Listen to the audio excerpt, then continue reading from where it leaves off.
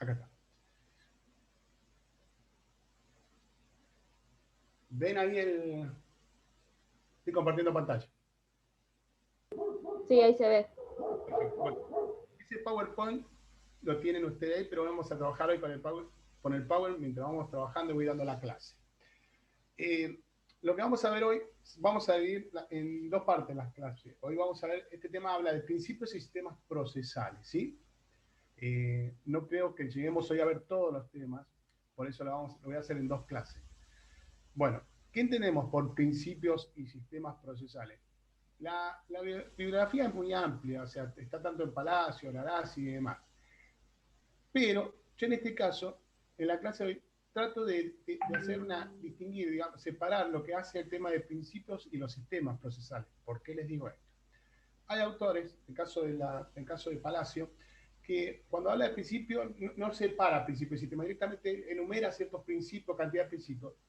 A los efectos del examen, no está mal que ustedes me digan el principio el principio, no importa. Yo, más que todo, la clase le hablo de principios y sistemas procesales por una cuestión tal vez un poco más que ya se hace más didáctica, para separar qué se entiende por principios y sistemas procesales. Esta distinción yo la tomo de Arasi. Me pareció muy buena por lo como decía recién, desde el punto de vista didáctico, ¿no? Como la distinción que hace entre principios y sistemas procesales. Les repito, hay autores que agrupan, hablan tanto de principios y sistemas procesales, consideran que es el mismo tema. ¿Mm? Bueno, como decía recién, este tema lo voy a dar en dos clases. Voy a tratar de dar la clase y si quedan unos minutos para si ustedes me quieren hacer unas preguntas al final y podemos ir desarrollando. ¿Qué entendemos primero por principios y sistemas procesales, tanto uno como el otro?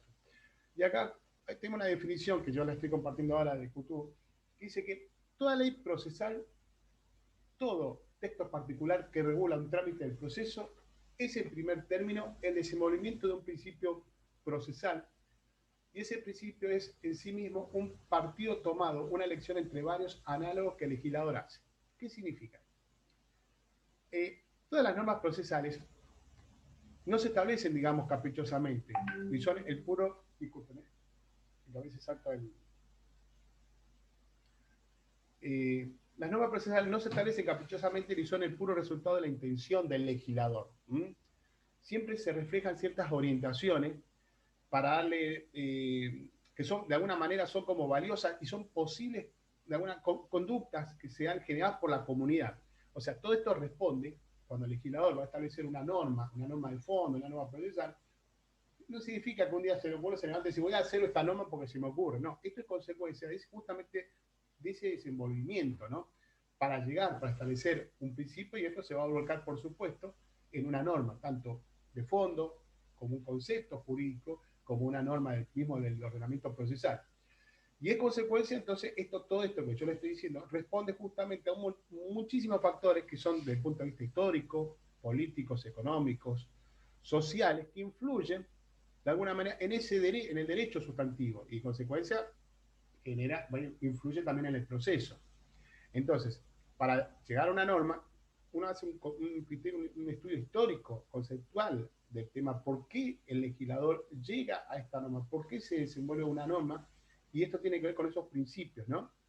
Entonces, no es caprichoso que al legislador se le ocurra hacer una norma. Entonces, toda ley procesal, todo texto particular que regula el trámite de proceso, es en primer término, esta es la palabra, el desenvolvimiento de un principio procesal, y que tiene que ver con todo este origen de los factores desde el punto de vista histórico, políticos, económicos. Si uno hace un estudio del principio de igualdad, tenemos que ir a ver a todo el criterio de los principios que se establecían en la época de la lucha de la Revolución Francesa, los grandes pensadores del iluminismo, que desenvuelven al criterio de igualdad que tienen las partes ante el proceso, o legalidad. Bueno, pero este concepto de cultura, de alguna manera, abarca este criterio, que las normas y los principios no son caprichosos, es el desenvolvimiento de justamente de estos factores que concreta la comunidad a través de estos factores desde el punto de vista sociológico, históricos y demás. Bueno, y acá vamos a hacer una distinción previa. Entonces, para separar, y acá ahora sí hace esta distinción. Y voy despacio en este tema. Entendemos por principios aquellos sin los cuales no existe el debido proceso. Ustedes ya tienen conocimiento qué se entiende por el debido proceso. O sea, en la importancia, el criterio que tenemos que entender claro, qué son los principios. O sea, sin los cuales, si no se respetan, que ahora se lo voy a enumerar, los principios procesales, se estaría afectando el debido proceso. Y los sistemas procesales se refiere a las directivas generales en las que se inspira un ordenamiento procesal. ¿Y qué tiene que ver con esto? Si nosotros desarrollamos esta distinción, este concepto que marca Arasi, establece que si no se respeta el debido proceso, o sea, si no existe un debido proceso, se estaría afectando estos principios procesales. Y estos principios, ya se los adelanto, son el de legalidad, el de igualdad, el de congruencia y el de contradicción. Ahora, para entender sistemas procesales, en base a estos principios, cada ordenamiento va a tener una forma y se va a inspirar qué tipo de ordenamiento y cuáles serían los sistemas procesales. Bueno, por ejemplo, un sistema puede tener más oralidad que otro, más inmediatez que otro, más economía procesal, pero no significa que esté afectando al principio procesal, ¿comprende? Entonces, tomamos como principios procesal como la base fundamental de la cual, si no se llevan a cabo estos principios, se estaría afectando el debido proceso. Disculpen, chicos, perdón un segundito. Bueno, discúlpenme. Bueno, hasta ahí vamos bien, ¿me entienden? ¿Entienden esta distinción? ¿Sí? ¿Alguien me puede contestar? ¿Se escuchan bien? Sí, sí, se entiende. Bueno,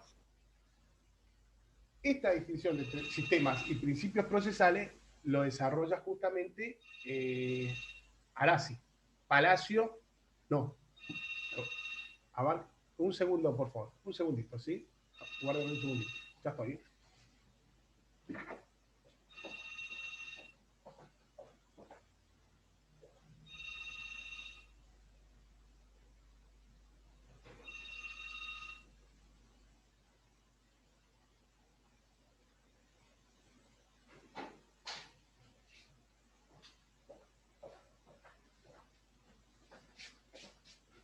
Disculpe, chicos, que justo estaba entrando a la oficina, no vino la secretaria y empezó a sonar el teléfono.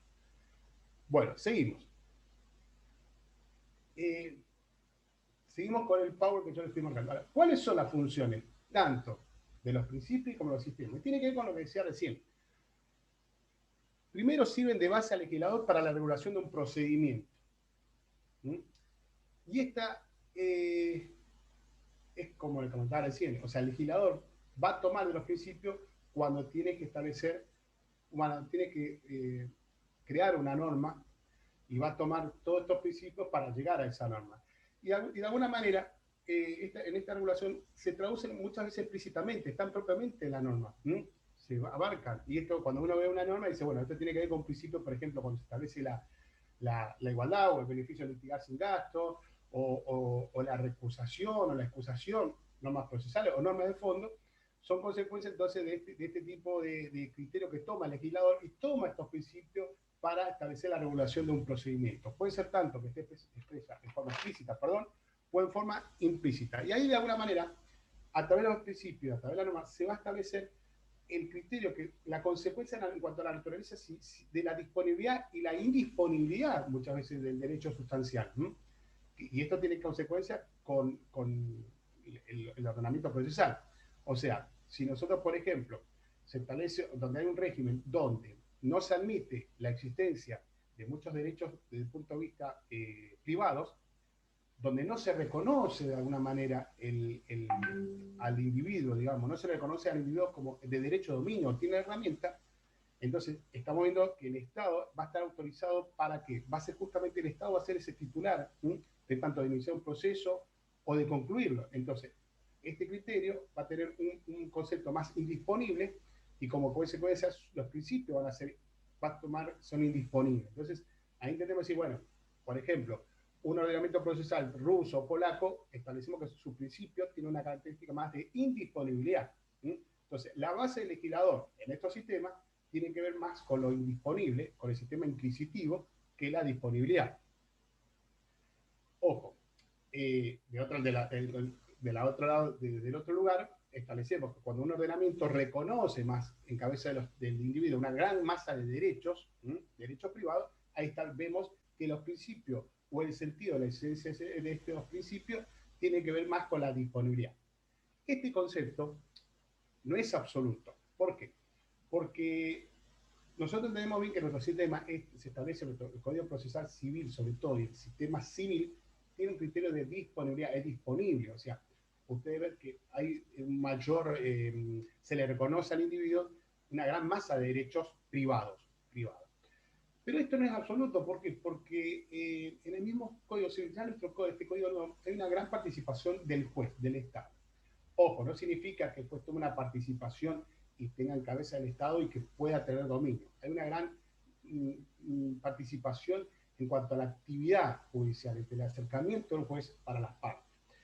Pero en este criterio que yo decía que no es absoluto, en el mismo criterio que toma el sistema, digamos, de fondo, el sistema del Código Civil, donde, por ejemplo, hablamos del tema de familia, vemos que no hay una disponibilidad, que las partes puedan disponer de sus derechos como quieran. Le doy un ejemplo.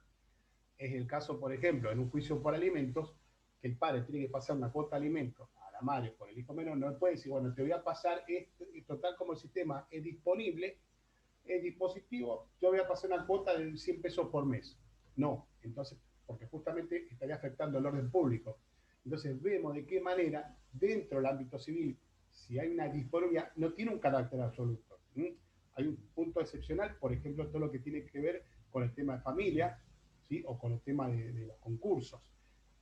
Bueno, pero no obstante esto, yo en esta cuestión de las funciones, sirve entonces de base legislador para la regulación de un procedimiento. Es consecuencia de lo que venimos hablando, o sea, el legislador va a establecer una norma en base a el... Aguárdenme un segundito que atiendo el desafío con ustedes.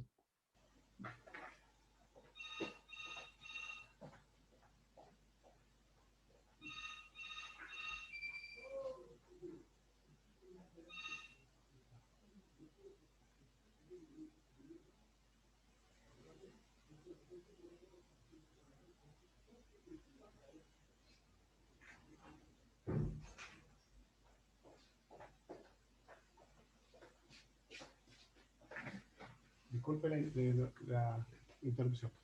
Bueno, vamos al segundo punto. Operan como elementos de interpretación de las normas procesales en situaciones dudosas o conflictivas. ¿Qué quiere decir esto?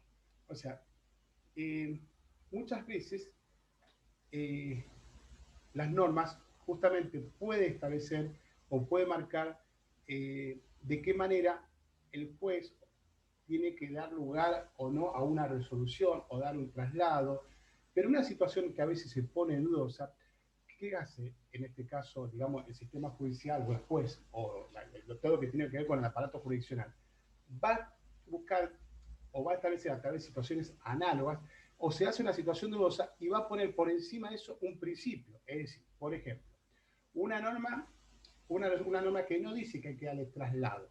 No hay que darle traslado, no dice, debe darse traslado. Una norma que dice, bueno, pero como que hay un principio que tiene que ver con la legítima defensa y de escuchar a la otra parte, igual el juez va a dar lugar a que la otra parte tenga que escuchar esta resolución o tiene que darle traslado. O sea, no se pone en duda. No, ahí entonces tiene que ver con lo que hablamos recién.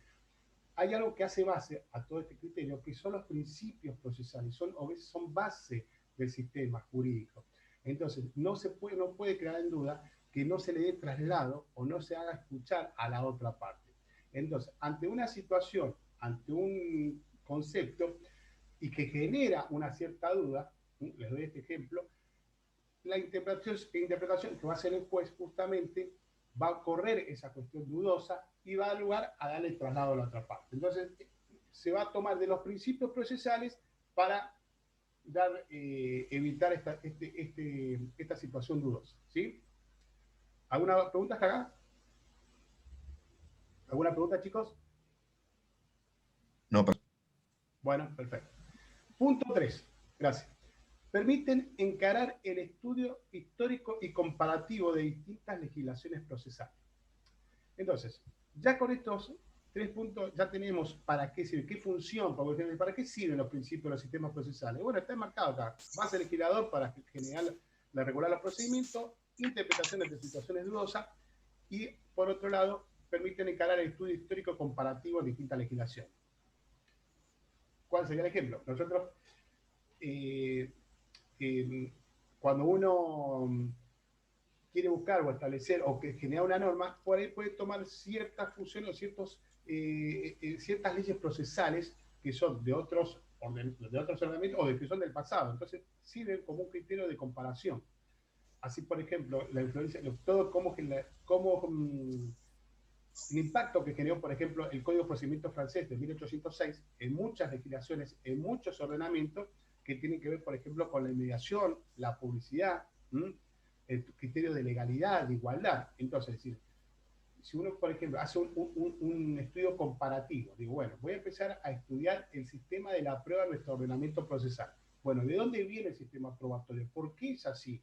Entonces se empieza a comparar y empieza a ver sus orígenes. Entonces, bueno, esto tiene que ver en nuestra normativa la toma del sistema, por ejemplo, el sistema del ordenamiento francés, o el sistema, por ejemplo, el tema de la prueba que lo toma el ordenamiento español, o cómo se hace todo lo que tiene que ver con la parte testimonial. Entonces, cada instituto, cada criterio, cada principio, toma el legislador, lo hace como un criterio histórico comparativo. A veces uno quiere hacer un estudio profundo sobre un tema del ámbito procesal. Por ejemplo, usted diga, bueno, quiero hacer un estudio de la teoría general de la prueba. Bueno, nuestro sistema probatorio es de esta manera. ¿Por qué es así? Y porque sus orígenes tienen que ver con, siempre a veces yo hago hincapié cuando doy las clases, en el sistema romano, el sistema anglosajón, cuando hablamos de las teorías y demás. Entonces, hace un criterio comparativo y a veces dice, bueno, esto que nosotros tenemos en una legislación actual es consecuencia de un estudio histórico y comparativo con otras legislaciones. Tanto que pueden ser análogos o tener una distinción, como le decía recién. A ver, el sistema comparativo de las legislaciones procesales que tiene el sistema, como le comentaba recién, el ruso o el polaco, tiene un criterio mucho más donde es inquisitivo, porque el Estado es cabeza, es titular de muchos de los derechos, que abarcativo todo lo que nosotros consideramos que son los derechos privados. Entonces, ¿cómo sería el sistema procesal? El sistema anglosajón, el sistema ruso, el sistema latino, y de ahí vamos haciendo estudios comparativos. Bueno, de alguna manera entonces ya tenemos un criterio que son para qué sirven los principios, cuál es la función de los principios y sistemas procesales. Hice esa distinción. El tema, les repito, que los principios procesales son aquellos sin los cuales no existe un debido proceso. Y por sistemas procesales son las directivas generales en las que se inspira un ordenamiento procesal. Se inspira que puede ser mucho más oral, puede haber más igualdad o economía procesal entre las partes y demás, que a medida que vamos viendo la clase vamos a ir trabajando con respecto a cada sistema. Vamos a ir desarrollando cada sistema. Bueno, ahora vamos a principios procesales. Tenemos funciones y demás. Y ya acá les digo, resalto el concepto. Principios procesales son aquellos principios sin los cuales no existe el debido proceso.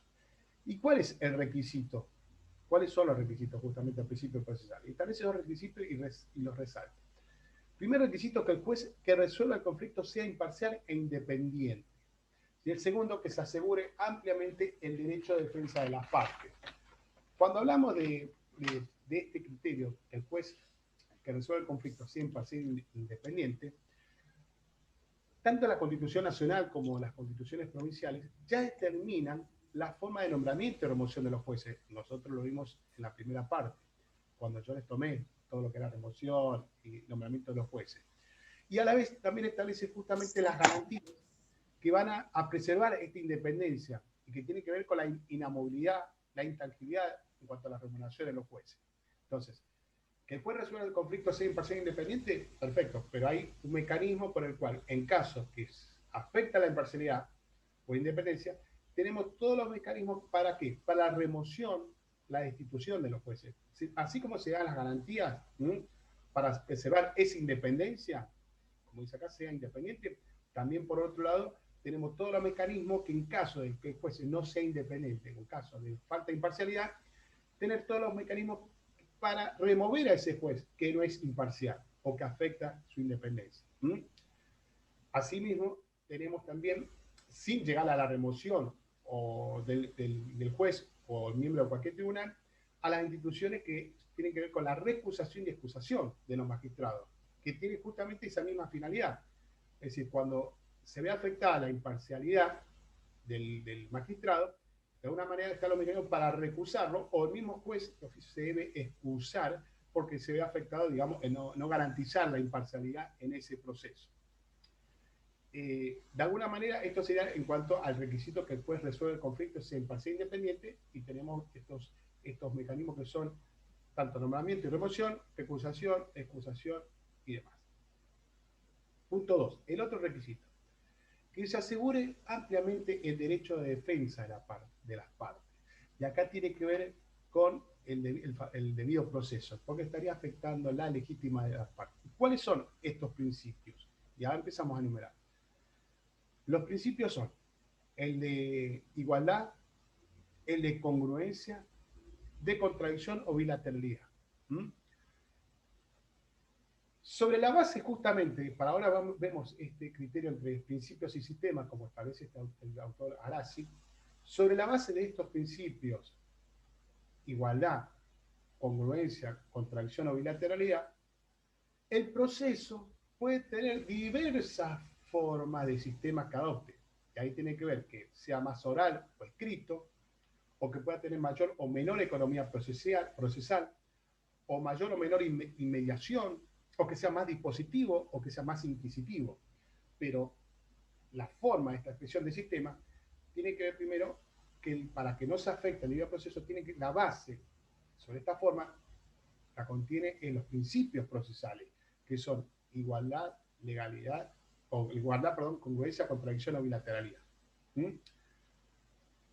Estos son los requisitos claros. Bueno, ahora vamos a empezar a ver cada uno de estos principios. Entonces, la clase de hoy vamos a hablar de cada uno de los principios. Y la próxima clase, para distinguir, vamos a hablar de cada uno de los distintos sistemas en los cuales se inspira un ordenamiento procesal, que son las directivas en las cuales se inspira un ordenamiento procesal.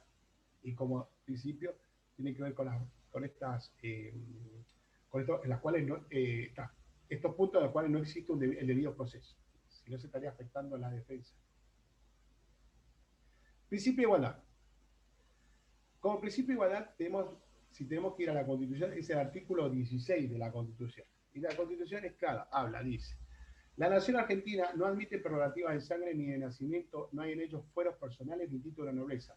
Todos sus habitantes son iguales ante la ley y admisibles en los empleos, sin otra condición que la idoneidad. La igualdad es la base del impuesto y de las cargas públicas. Ya este principio está plasmado en la ley, en la Constitución. Es una garantía constitucional. Entonces, ¿qué consiste este principio? En establecer, en no establecer en cuanto a las excepciones, que excluya uno, que le conceda una parte donde no hay prerrogativa, no hay privilegios. Pero la Corte Suprema, ante el tema de la igualdad, dice lo siguiente, porque se puede dar esto, ¿ya? Pero la Corte Suprema de la Nación fue muy claro que decidió que no se va a ver afectada la igualdad de las partes por la existencia de fallos contradictorios en situaciones jurídicas similares. Se puede dar que ante una situación jurídica es parecida y sea un fallo contradictorio, no podemos decir que estaría afectando el principio de igualdad, porque si no sería un caos jurídico. Y por otro lado, porque puede haber también variaciones en las propias cámaras, en la jurisprudencia plenaria. Es decir, que ante una situación desde el punto de vista, una situación jurídica que es similar, a veces los fallos son distintos, son contradictorios, pero no por esto se estaría afectando la igualdad. Este principio que hace base al debido proceso, entonces lo constituye esta garantía constitucional del artículo 16.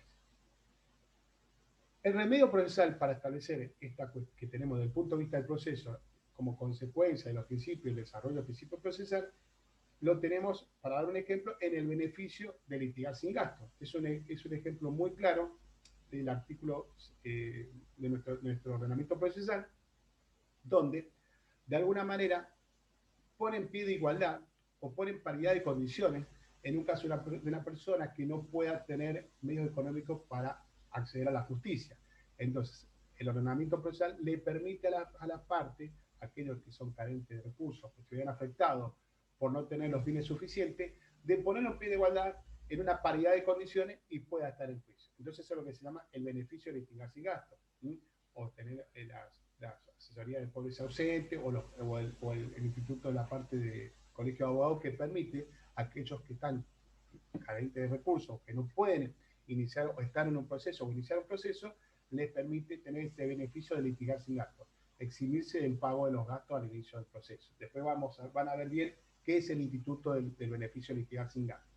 Entonces, ¿qué hace la ley como consecuencia? Establece un criterio de igualdad, pone en paridad de condiciones a aquellas personas que están afectadas y establece esta norma o da lugar a la norma del principio de igualdad, que es una garantía constitucional del artículo 16.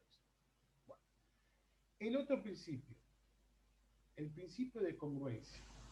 ¿Alguna duda hasta acá, chicos? Escucho pregunta, a ver. ¿Alguna duda?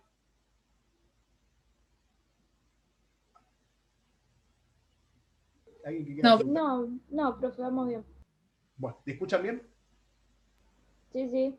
Buenísimo, bueno, porque en clases las anteriores no se escuchaba nada. Principio de congruencia. El artículo, hay varios artículos, el artículo 34, el artículo 163, inciso 6 y demás. El artículo 163, inciso 6, el 34, bueno, esto ya lo vieron, pero vamos a hablar directamente con qué es el principio de congruencia. Toda sentencia debe contener la decisión expresa, positiva y precisa de conformidad con las pretensiones deducidas en el juicio. Si nosotros desglosamos este concepto, ya sabemos que ya entendemos lo que son las pretensiones, lo vieron en la primera parte, que tiene que ver con justamente el objeto del juicio, tanto inmediato. Ahora, la sentencia entonces decimos que debe contener esa decisión expresa y positiva conformidad con las pretensiones deducidas en el juicio, es que significa que debe haber una adecuación entre lo que se pretende, tanto del actor como la parte del demandado, su defensa. Tiene que haber una adecuación. ¿Sí? La congruencia es la necesaria conformidad que debe existir entre las sentencias y las pretensiones deducidas en el juicio. Nuevamente les pido un favor que me guarden el machito que voy a poner todo el teléfono.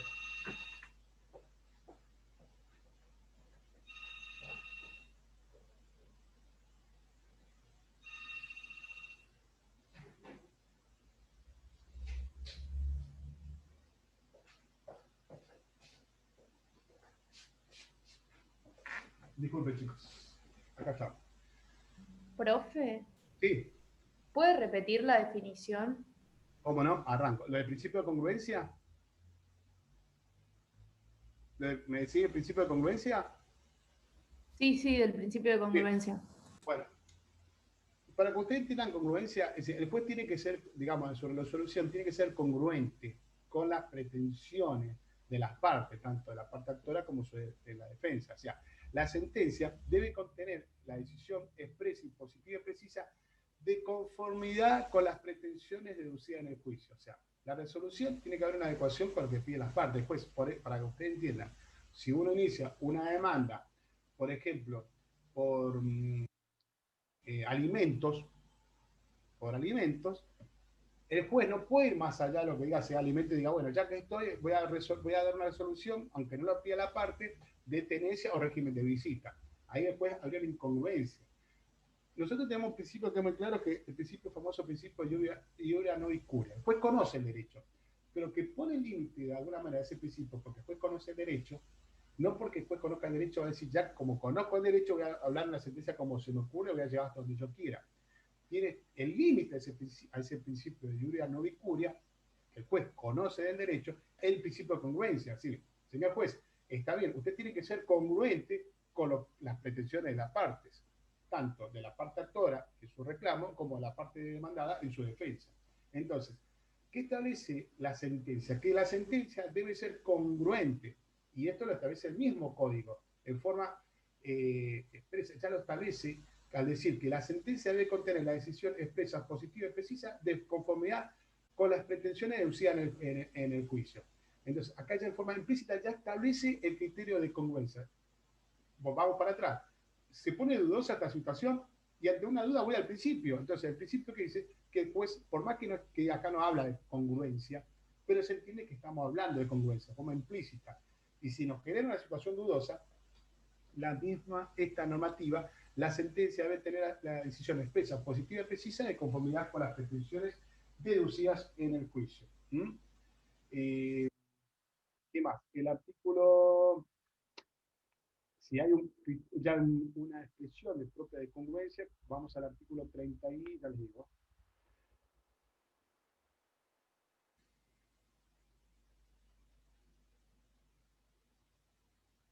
Bueno, ya se los busco.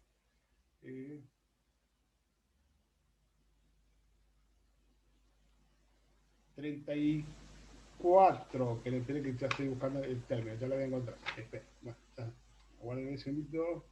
Acá está. El artículo 34, el inciso 4, en forma expresa habla de congruencia y dice: son deberes de los jueces fundar toda sentencia definitiva o interlocutoria bajo pena de nulidad, respetando la jerarquía de las normas vigentes y el principio de congruencia. Bueno, en esta norma, en forma expresa, establece como base el principio de congruencia. Y el artículo 163, ya al decir que la sentencia debe contener la decisión expresa, positiva, precisa, de conformidad con las pretensiones de ciudad del juicio, si bien no habla de congruencia, en forma explícita, entendemos que esta conformidad debe ser congruente, o sea, que su sentencia, la sentencia, tiene que haber una adecuación con lo que pretenden las partes, tanto actora como demandada. Hay autores que hablan, un autor Díaz que dice que más que un principio jurídico se trata de un postulado de lógica formal que debe imperar en todo ordenamiento jurídico. La contracara sería que la incongruencia, entonces, que constituye una falta de adecuación lógica entre las pretensiones y defensa de los litigantes y la parte dispositiva de la sentencia. ¿Por qué digo en la parte dispositiva? Porque justamente solo en el fallo quedan resueltas las pretensiones de los juicios y ahí es donde se puede incurrir en el efecto de incongruencia. La sentencia es amplia, habla de los resultandos, de los considerando y la parte dispositiva, cuando vean cómo se estructura la sentencia. En la sentencia se establecen varios incisos y hay una estructura, una dinámica por el cual se establece el criterio juez que dice cuáles son los resultados, lo considerando, que hace el fundamento, todos los esquemas y la parte dispositiva. En esa parte dispositiva, que es el fallo, es donde vemos si es incongruente o no la sentencia. Porque puede haber incongruencia entre los considerandos y la parte resolutiva. O sea, ¿dónde se puede ver, dónde puede quedar afectada una sentencia por ser incongruente? En la parte dispositiva, justamente en el fallo, donde si yo digo, quiero hacer una demanda por daño y perjuicio, bueno, se lo condena a tal persona por daño y perjuicio por la suma. Ahí hay una congruencia. Ahora, si el juez no hace lugar a las pretensiones y no hace lugar en la parte resolutiva, en el fallo, ahí se ataca la sentencia por incongruencia. Porque de alguna manera, ¿qué estaría afectando? El debido proceso. Es lo que hablamos recién.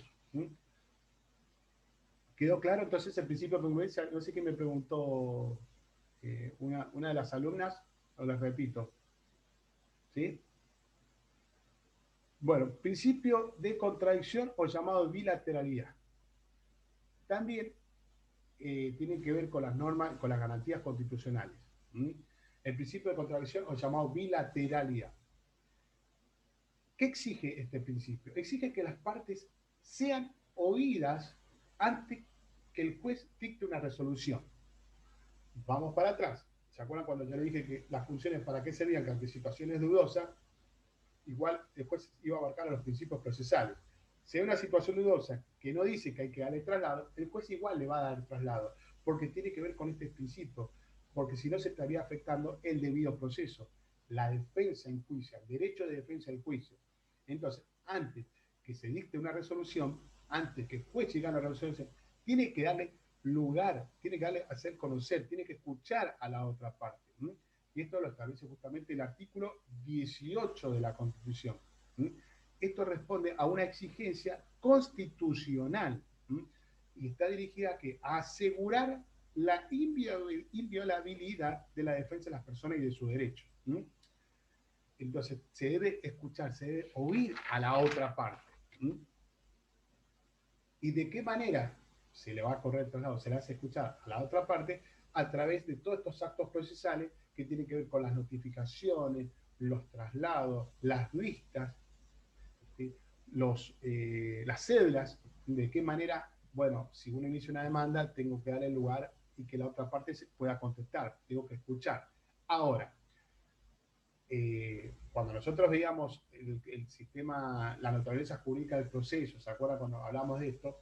Las partes no tienen la obligación de contestar la demanda, tienen cargas procesales, donde caen los deberes es justamente en el juez, en los testigos, que sí tienen deberes de comparecer, de asistir, pero cuando hablamos de las partes, no tienen obligación, no hay obligaciones, solo tienen cargas procesales. Esto lo vimos cuando vimos la naturaleza jurídica del sistema procesal, la naturaleza jurídica hablaba del sistema procesal de Goldmich, ¿sí? De la situación jurídica, que decía que cuando se corre el traslado no hay una obligación de la parte de contestar o de presentar una prueba y demás. ¿Sí? Queda en un estado latente, que si no lo hace, le afecta el imperativo del propio interés. ¿Sí? Entonces, de esta manera, las partes tienen cargas procesales. Tienen cargas procesales. Ahora, con respecto a este tema del principio de contradicción o llamado de bilateralidad, tiene que ver entonces con esto de que sí o sí hay que darle lugar a la otra parte, tiene que ser escuchada la legítima defensa. Antes de haber una resolución, tiene que establecerse qué dice la otra parte, ¿sí? Que se pueda defender, si no se estaría afectando el principio de bilateralidad. Y los medios son justamente por medio de traslados, vistas y demás, cédulas y demás.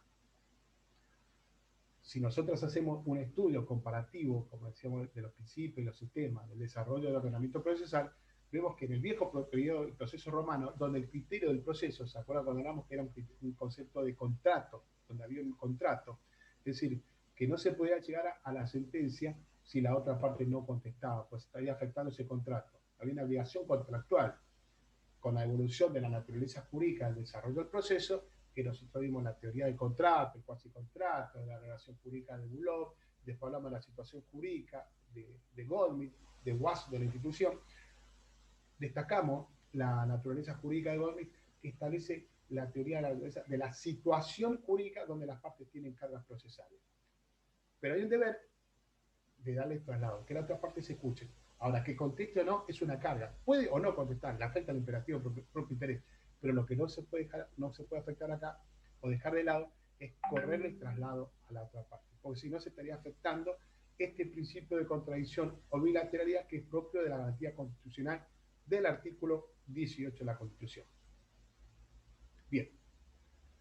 No obstante esto, dentro del principio de contradicción o bilateralidad, hay situaciones que la palabra, de alguna manera, que marca acá es la postergación, no supresión. Se posterga el traslado, se posterga.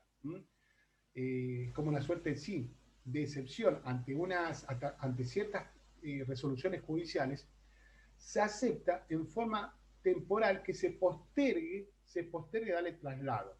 Y esto tiene que ver por razones de celeridad o seguridad jurídica. ¿Por qué digo esto? Porque, por ejemplo, en un proceso por el cual, en un supuesto por el cual una resolución establece una medida cautelar, las medidas cautelares son las que se dictan in audita parte.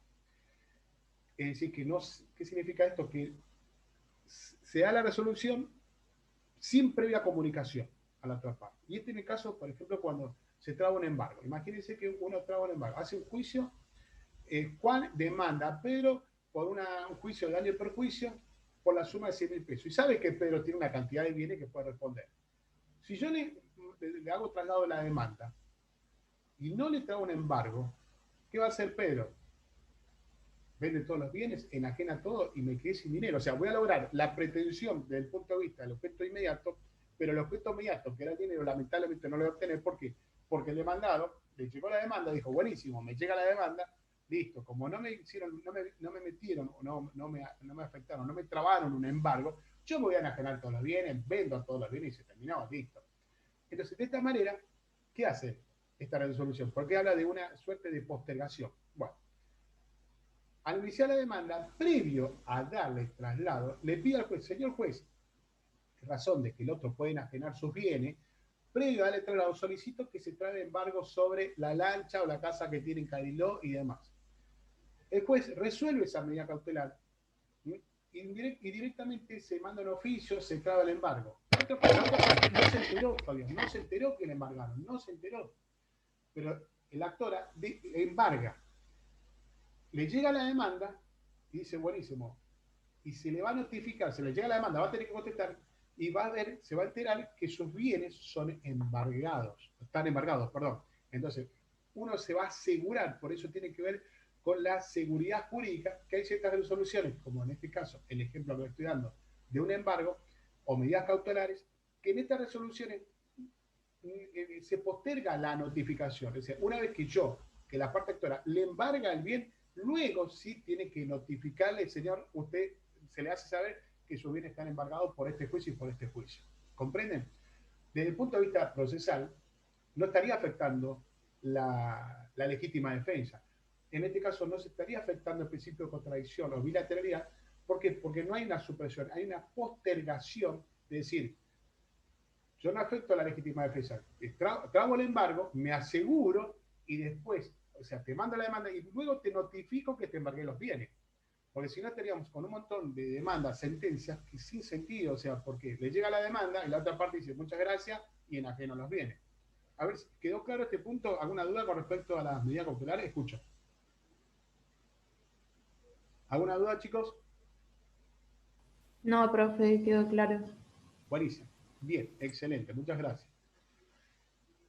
Otro ejemplo de postergación, tal vez estos temas lo van a ir viendo en el desarrollo de esta parte de la cruzada, en lo que son las medidas cautelares o otros tipos de procesos, pero ya yo se los explico un poco ahora para que entiendan de qué se trata.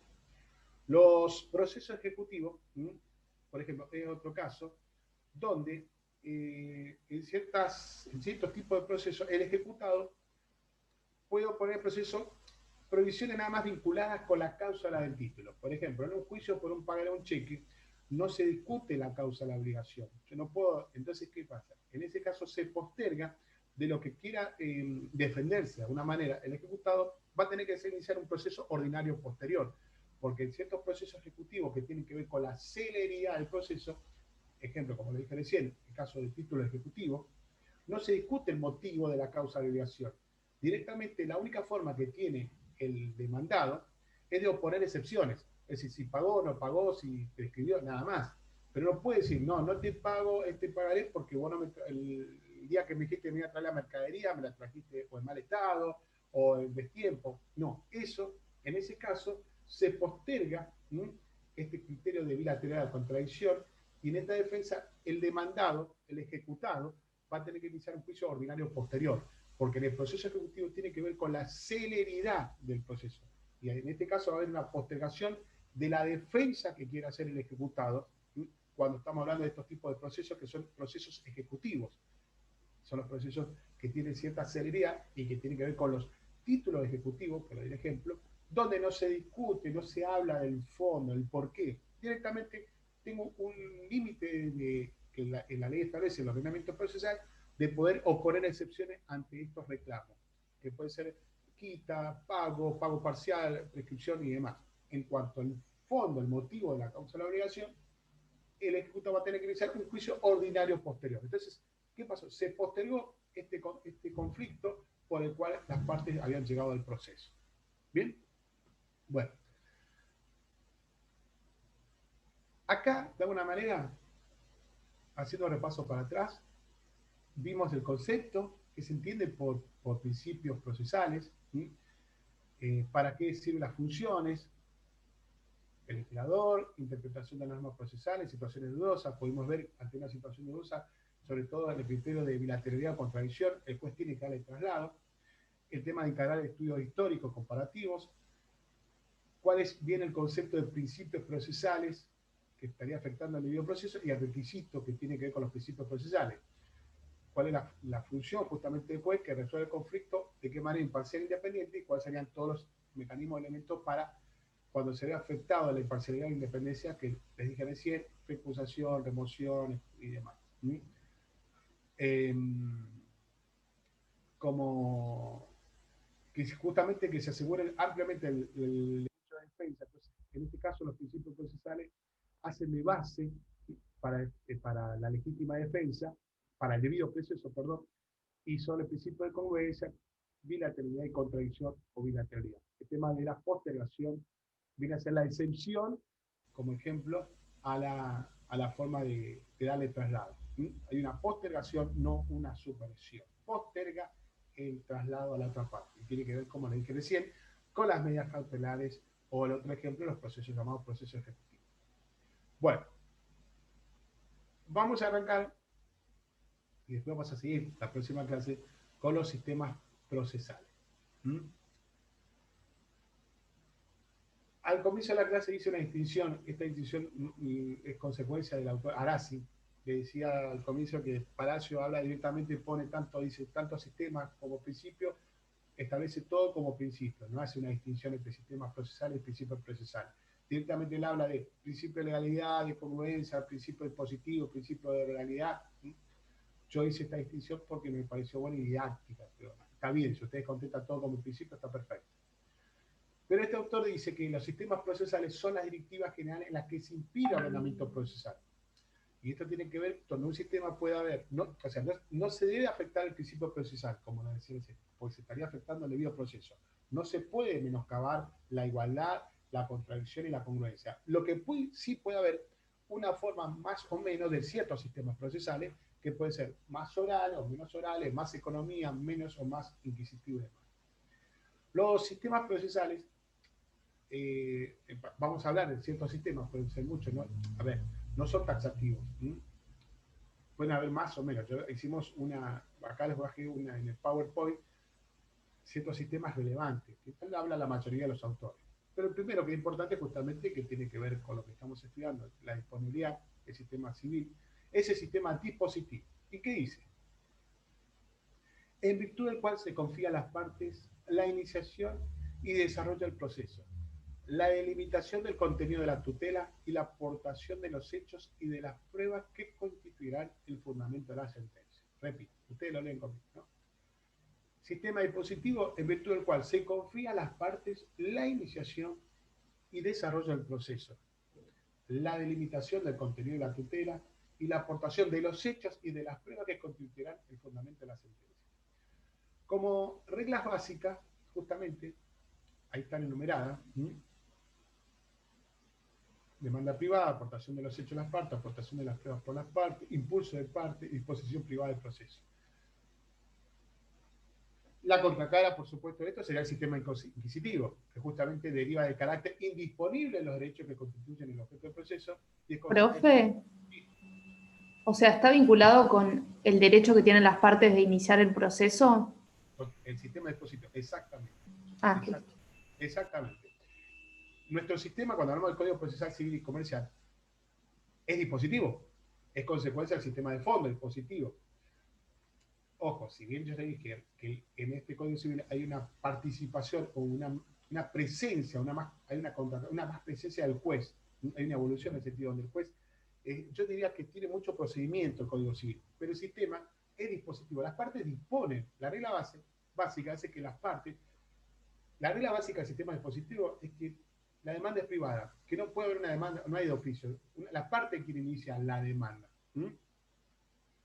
Tiene que ver y esto tiene que ver con la disponibilidad de los derechos sustanciales, ¿sí?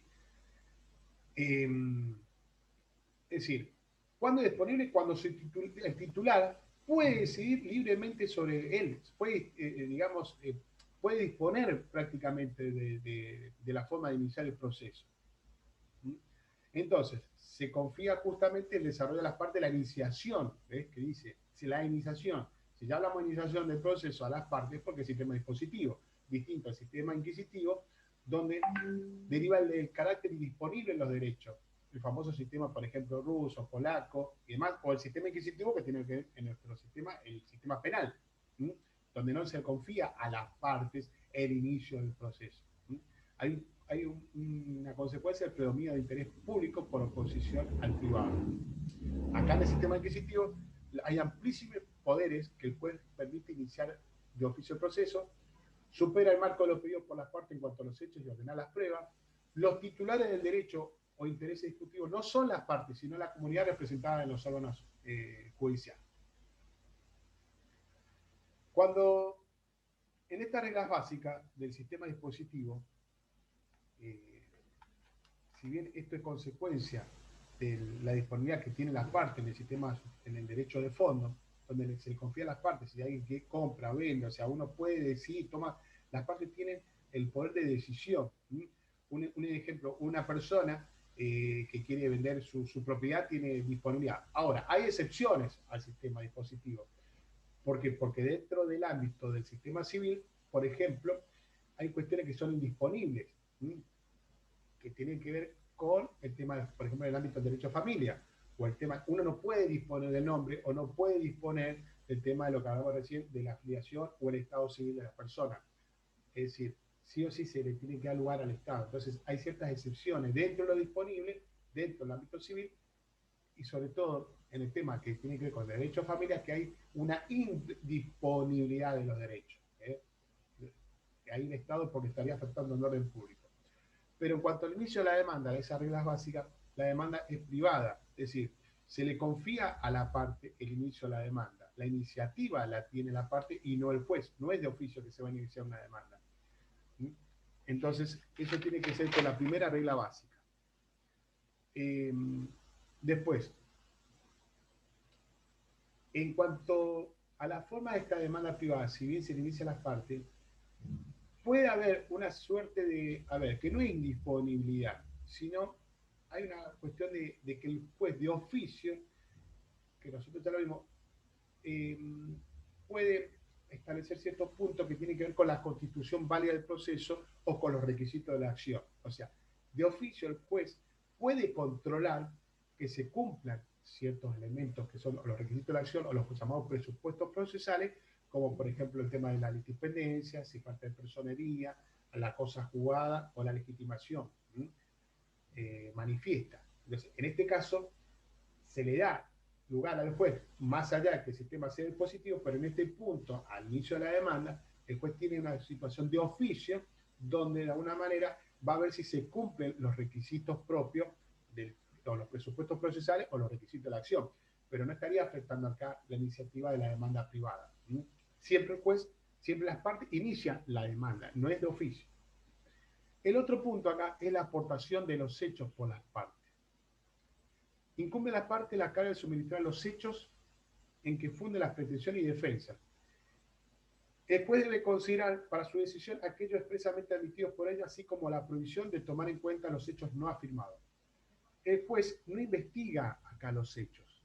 Las partes van a aportar los hechos en su demanda o en su contestación, pero el juez no va a investigar, va a hacer una constatación de los hechos que son afirmados o por las partes, pero pues no puede ir a investigar si una parte de las partes no afirmaron un hecho, ir a investigar y decirle, mire, yo con usted traiga este hecho, falta esto, o investigo. El juez hace una constatación de los hechos. Entonces, como vemos, muy claro acá cómo es el sistema dispositivo, cómo se desarrolla. Demanda privada, inicio por parte, aportación de los hechos por las partes y la constatación del juez ante los hechos por las partes. Los hechos afirmados por las partes. Los hechos que no son afirmados, el juez no puede ir más allá de esto, no puede investigar sobre hechos que no son afirmados. Estas son las características propias que tiene el sistema dispositivo. El otro punto sobre esta regla básica del sistema dispositivo es la aportación de las pruebas por la parte. Cuando hablamos de aportación de pruebas, el juez solo puede fallar sobre la base de las pruebas ofrecidas y producidas. Dos cosas. Vamos a ver cuando sale la distinción entre cuáles son los distintos momentos de las pruebas. Por una cosa era tanto la prueba ofrecida y producida. Subrayen estas dos palabras, remarquen esto. Después solo podrá fallar sobre la base de las pruebas ofrecidas y producidas por las partes en apoyo de sus respectivas posturas. Esto significa que no podrá ordenar pruebas no ofrecidas por ella o que hayan sido perdidas por negligencia. Si una de las partes ofrece, ejemplo, 5 testigos y solo cuando va a la audiencia, o sea, ofrece en su demanda, presenta 5 testigos, ofrece como 5 testigos, pero cuando va a producir, solo lleva, como el criterio dispositivo tiene que ver con la carga procesal, dice, mira, no quiero que vayan 5 testigos a la audiencia, que vayan 3. Entonces, el juez solo puede fallar, hacer una valoración sobre esos 3 que fueron, no sobre los restantes que faltan, y tampoco puede obligar a la parte a que presente los otros 2 testigos. Puede pasar también que a la parte se olvidó de haber presentado por negligencia, ¿sí? Se olvidó de producir una prueba y no por eso el juez va a resolver por esa cuestión de negligencia. Ah, mire, como usted no trajo esta prueba, yo igual voy a hacer. Ahí vemos muy en claro la disponibilidad en cadena, ya decimos. Inicio la demanda por la parte. A hechos aportados, ¿sí? Hechos afirmados por las partes. Aportación de las pruebas producidas y ofrecidas por las partes. Yo cuando les puse esta regla básica en el PowerPoint, si bien es una ayuda una suerte de ayuda para el estudio, cuando estén estudiando esto, agreguen este concepto. Si le dice acá aportación de los hechos por las partes, ¿cuáles hechos? Hechos afirmados. Por eso lo digo como a propósito, para que ustedes vayan a los textos y vayan más allá de estos puntos de resumen. Cuando ya les digo acá, aportación de las pruebas por las partes, ¿cuáles pruebas? Las ofrecidas y producidas. Porque esa es la pregunta, chicos. Cuando se dice aportación de los hechos de las partes. Ejemplo, estamos en el oral. Bueno, a ver, ¿cuáles son las reglas básicas del sistema dispositivo? Demanda privada, perfecto. Aportación de los hechos por las partes. Y la pregunta obligada va a ser, ¿cuáles hechos?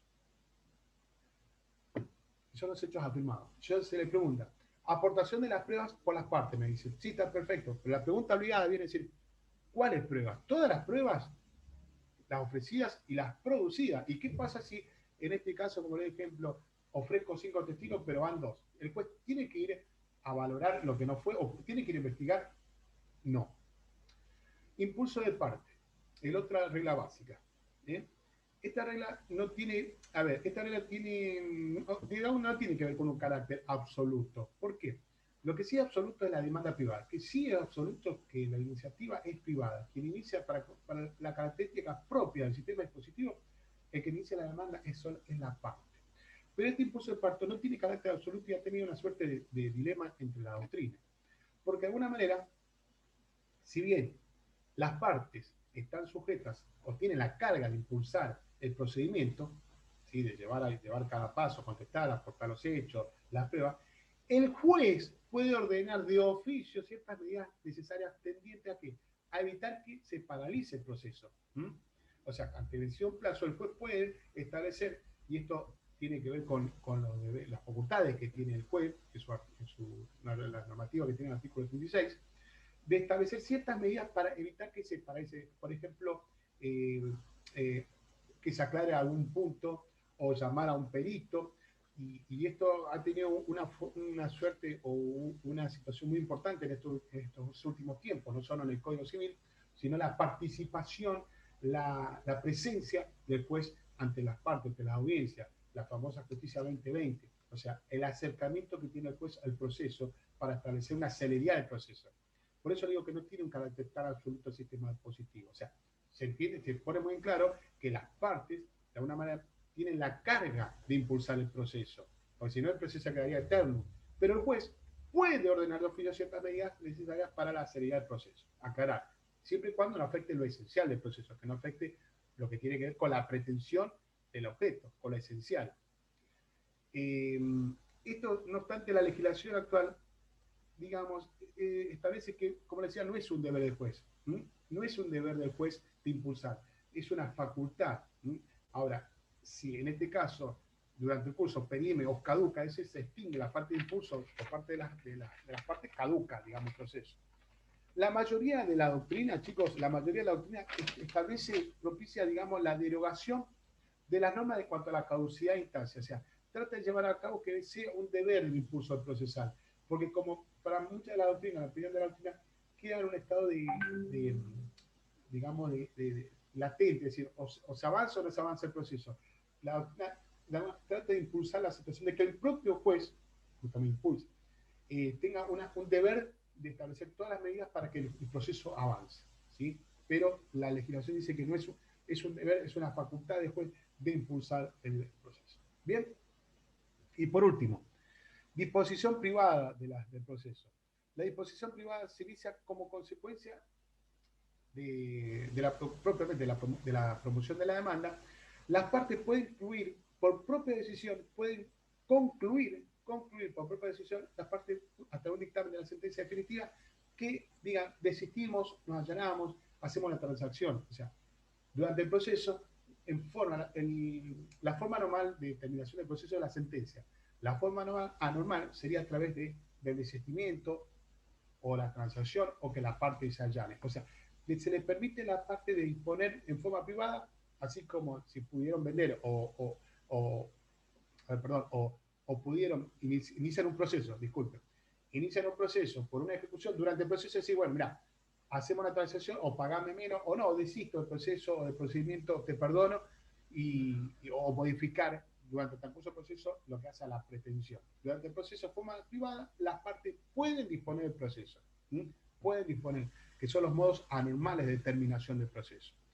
Bueno, hasta acá llegamos y vamos a seguir para la próxima clase, después con los demás sistemas que viene el sistema de preclusión y demás. Vayan, hagan lectura de eso, que ya la próxima clase seguimos con todos los demás sistemas.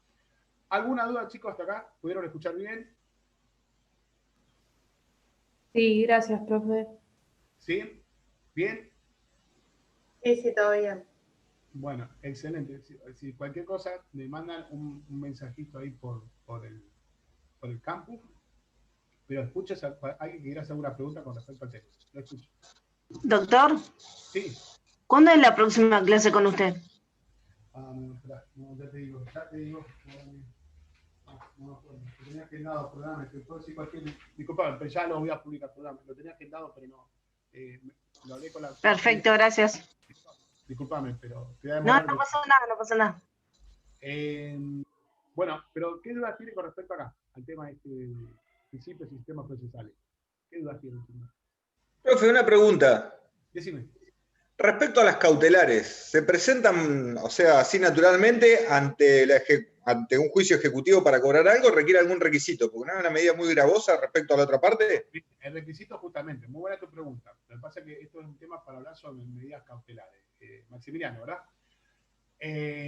Siempre el requisito establece que uno tiene que manifestar que hay un peligro en la demora, la verisimilitud del derecho que vos lo que estás reclamando es válido, tenés que manifestar eso, y la contracautela que te puede pedir el juzgado. O sea, no por eso decir, che, te voy a embargar los bienes porque se me ocurre, no, tenés que acompañar la contracautela, un juramento que puede ser, o acompañar con una contracautela desde el punto de vista monetario, es decir, que vos decís que no vayas a afectar. O sea, tiene esos requisitos las medidas cautelares. Lo que se posterga acá es que en qué momento te va a avisar que le vas a avisar a la otra parte que le embargaste. Pero como requisito tiene, vos tenés que manifestar, decirle, señor juez, en razón de que la otra parte pueda enajenar sus bienes, ahí está el peligro de la demora, y atento a que esto tiene que ver con este proceso y con lo cual estoy reclamando que quiero valer mi derecho del cual sería afectado, ahí está hablando de la verisimilitud del derecho de tu reclamo, es que solicito se trabe la medida cautelar. Por tal motivo juro lo que expreso en este caso. Entonces el juez te hace lugar a la medida cautelar y postea la notificación de la medida cautelar. ¿Entendés? ¿Quedó claro, Maximiliano?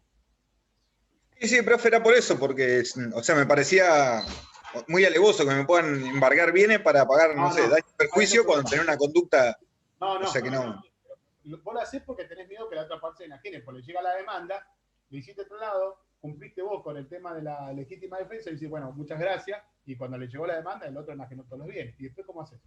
Entonces, previo a eso, le pedís al juez una resolución que le aplique una medida cautelar al embargue y después le notificás del embargo, porque si no, ahí estaría afectando a la legítima defensa. Por eso se posterga, no se suprime la notificación. En este caso puntual, en una resolución que establece un embargo, una medida cautelar, dice, bueno, muy bien, después resuelve, embargueré, pero dentro de un tiempo le tiene que notificar. ¿Quedó? Sí, ¿el embargo es apelable en el juicio ordinario o la cuestión de fondo es apelable en el juicio ordinario? Ahí ya no estamos metiendo en el tema de una medida una interlocutoria y tiene, si se ve afectado, apelable, por supuesto. O sea, siempre, a ver, podemos modificar el embargo, apelar, o sea, si no, ahí te estaría afectando la legítima defensa propiamente dicho. Lo que estamos hablando acá propiamente dicho, Maximiliano, es la postergación. Después el tema de recursos, resolución, si se ve afectado otro tema. Sí, que establece los requisitos, una lógica de decir, bueno, yo quiero embargarle, pero dice, ¿y usted quién es? No, mire, el embargo, el por qué, el fundamento. Porque estamos hablando de algo que va a afectar la disponibilidad en la otra parte de sus bienes. O sea, va a haber se le va a modificar desde el punto de vista registral. Cuando quiere vender, se entera, che, me metí un embargo. ¿Y qué juicio es? Y ahora en unos días te llega la demanda. Y bueno, ahí va a tener que pagar. Importante la herramienta del embargo cuando uno va a iniciar un proceso. A eso me refiero. Y no estaría afectando a la legítima defensa, porque se está postergando la notificación, el traslado. ¿Sí? Bien, gracias, profe. ¿Listo? ¿Algo más, chicos? ¿Nada más? Bueno, nos vemos la próxima clase, ¿sí? A ver, cuándo la próxima... Bueno, ya después les digo bien cuándo es el próximo... A ver, esperen un poquito.